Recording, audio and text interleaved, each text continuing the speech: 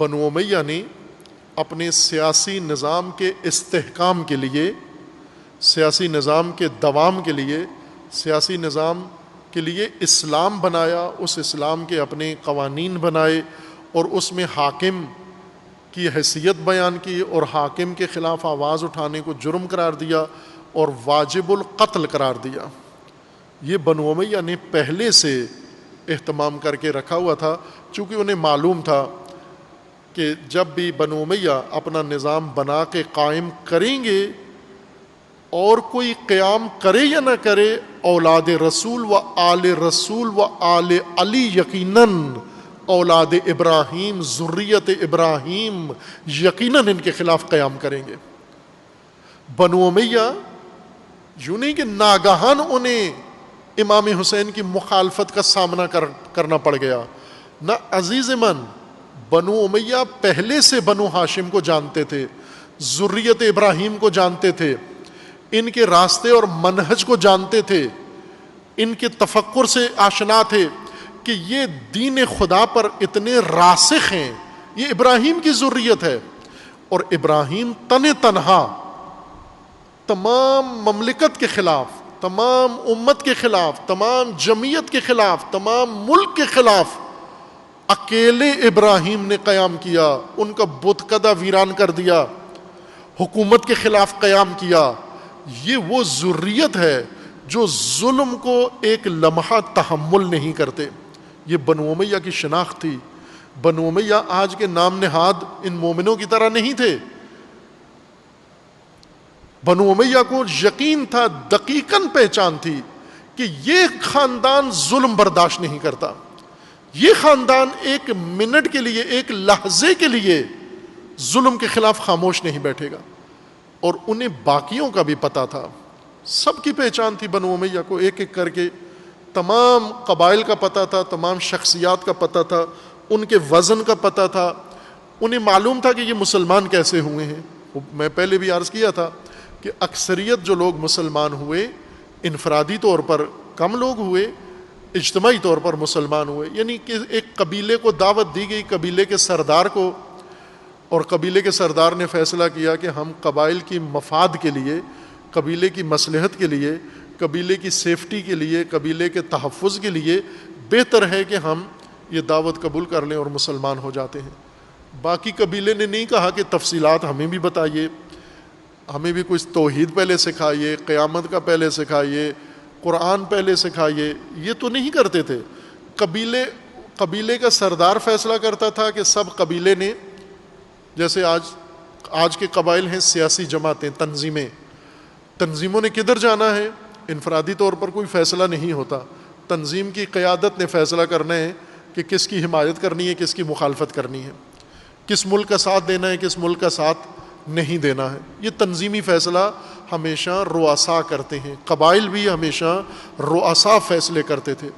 عوام کو یوں نہیں کہ تبلیغ کر کے دقیقاً قانع ہو کر، مطمئن ہو کر وہ مسلمان ہوتے تھے، دیکھا دیکھی قبائل کے رؤساء کی تقلید اور اتباع میں مسلمان ہوتے تھے۔ آہستہ آہستہ پھر آشنا ہوتے جاتے تھے، جو مسلمانوں کے قریب ہوتے، اٹھنا بیٹھنا شروع ہوتا، رہن سہن شروع ہوتا، آنا جانا شروع ہوتا، تو آہستہ آہستہ احکامات سے آشنا ہو جاتے۔ قبائل کا ان کو پتہ تھا کون سا قبیلہ کس وزن کا ہے، کس قیمت کا ہے، انہیں کس قیمت پر خریدا جا سکتا ہے، کس قیمت پر ان کے ساتھ معاملہ انجام دیا جا سکتا ہے۔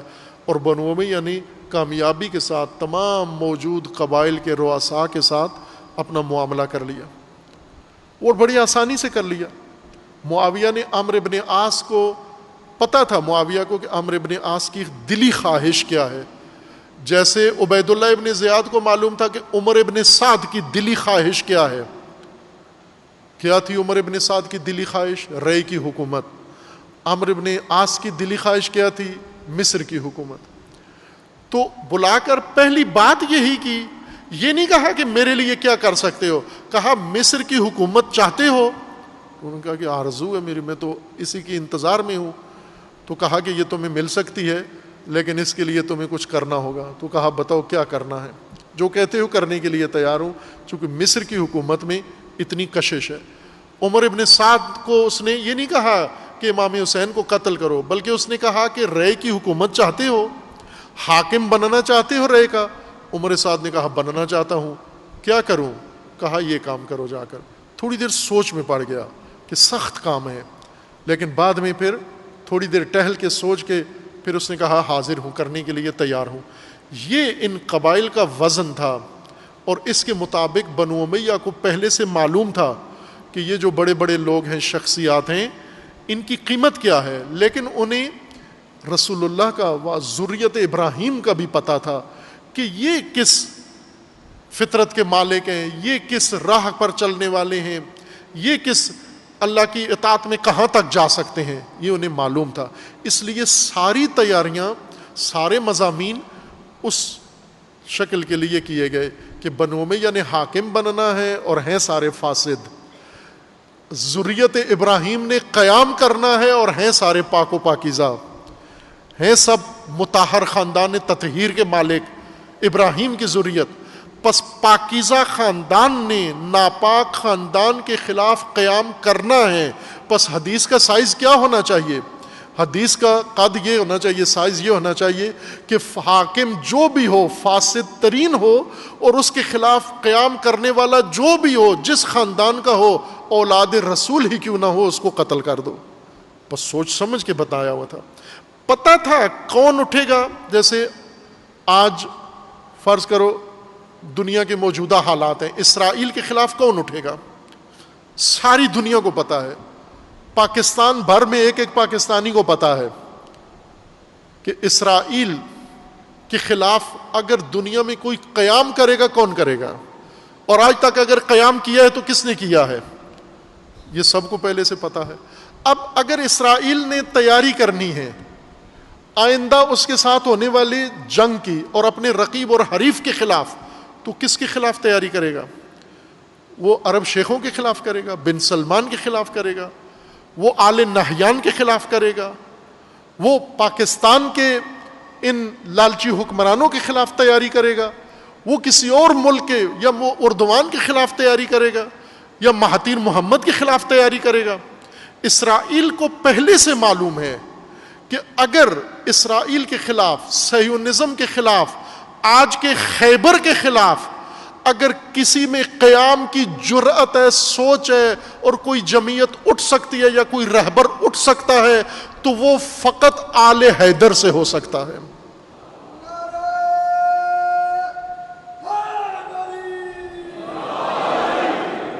وہ اب اسرائیل نے تیاری وقت سے پہلے کرنی ہے، تیاری کر بھی رہا ہے۔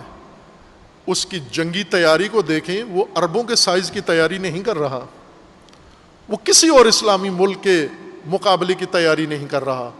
اس کی ساری تیاری فقط ایک خاص تفکر کے لیے ہے۔ کون سا راستہ؟ امام حسین علیہ السلام کا راستہ، کربلا کا راستہ، عاشور کا راستہ۔ وہ جمعیت جس کے پاس قیام حسین سرمشق ہے، وہ جس طرح بنو امیہ نے امام حسین کے خلاف تیاری کی، اسرائیل آج کے پیروان امام حسین اور آج کے اصحاب حسین کے خلاف تیاری کر رہا ہے۔ وہی نظریاتی بنیادیں بنا رہا ہے، وہی مسائل چھیڑ رہا ہے جو بنو امیہ نے اپنی حکومت کے تحفظ کے لیے امام حسین کو روکنے کے لیے جو نظریہ سازی کی تھی۔ آج توجہ کریں، جس طرح بنو امیہ کامیاب ہوئے اور مسلمانوں کو مطمئن کر دیا، اسرائیل بھی آج کامیاب ہے اور اس نے مطمئن کیا ہوا ہے مسلمانوں کو جہاں جہاں ہیں۔ بلکہ زیادہ اس وقت بنو امیہ نے ایک کوفہ کو، ایک شہر تھا جہاں اہل بیت کی حمایت تھی، اس ایک اہل بیت کی حمایت کے شہر کو اس نے جا کر مکر و مکاری اور طاقت کے ذریعے سے سرکوب کر کے اور انہی سے امام حسین علیہ السلام کو قتل کروایا، شہید کروایا۔ اسرائیل یہی سوچ رہا ہے، اسرائیل یہی سوچ رہا ہے کہ حسین کے مقابلے میں کون سا لشکر چاہیے؟ شام کا لشکر نہیں چاہیے، کوفے کا لشکر چاہیے۔ یہ بہت اہم بات ہے۔ ایک بھی بندہ شام سے لڑنے نہیں آیا، تاکید تھی ان کی کہ جس سے بھی مروانا ہے حسین کو، وہ کوفی ہونا ضروری ہے، اس کو کوفہ سے ہونا ضروری ہے۔ کیوں کہ کوفہ گڑھ ہے اہل بیت کا، علی کے ماننے والوں کا، علی کے چاہنے والوں کا۔ اور جب امام حسین کے مقابلے میں کوفہ آ جائے تو اسرائیل کو نقشہ مل جاتا ہے کہ امام حسین کی راہ پر چلنے والوں کو روکنے کے لیے بھی آج کا کوفہ ہی چاہیے، جہاں پر کوفی ماحول ہوگا وہی ان کا راستہ روک سکتے ہیں، اور وہی ہو رہا ہے، اسی نقشے پر عمل ہو رہا ہے۔ MI6 جو محنت کر رہا ہے وہ ایسے نہیں ہے عزیز من، یہ اگر ان سے ممکن ہوتا، یہ اگر اہل بیت اور ولایت کے نظام پر حملہ عربوں سے کروا سکتے ہوتے، صدام کو حملہ کروا کے مزہ چکھ لیا ہے کہ صدام اگر 39 سال بھی لگا رہے ولایت کے نظام کو تسخیر نہیں کر سکتا، لیکن کوفی اگر چھوٹا سا دستہ بھی آ گیا، کوفیوں کا 20,000 کا لشکر بھی آ گیا، وہ خرابی کر سکتا ہے۔ اس لیے MI6 کا لشکر کوفہ سے دشمنوں کی سپاہ تیار کرنے میں مصروف ہے۔ یہ شعور آج کی نسل کے اندر آنا ضروری ہے۔ یہ زمینہ بنایا انہوں نے، یہ میدان ہموار کیا، اور اتنی محنت کر کے انہوں نے امام حسین علیہ السلام کے خلاف یہ ماحول بنایا۔ آج تک صدیوں سے تمام حکمرانوں کو، اور ہیں بھی یہ حکمران، سارے بنو امیہ کے ممنون احسان ہیں۔ مسلمان حکمران سارے بنو امیہ کے ممنون احسان ہیں۔ کیوں کہ یہ حکمران فاسد ہیں، یہ ظالم ہیں، یہ چور ہیں، یہ جفاکار ہیں، لیکن تسلی سے حکومتیں کر رہے ہیں، کھل کے حکومتیں کر رہے ہیں، عیاش ہیں، اور انہیں بالکل خطرہ نہیں ہے مسلمانوں سے۔ یہ خطرہ کس نے ٹالا ہے؟ بنو امیہ نے۔ بنو امیہ نے اسلام بنا کر، بنو امیہ نے یہ اسلام بنا کر مسلمانوں کو دیا ہے، اور مسلمانوں نے لیا ہے، اور اس کے بعد حکمرانوں کو، ظالم حکمرانوں کو آسودگی اور تحفظ اور امن فراہم ہوا ہے۔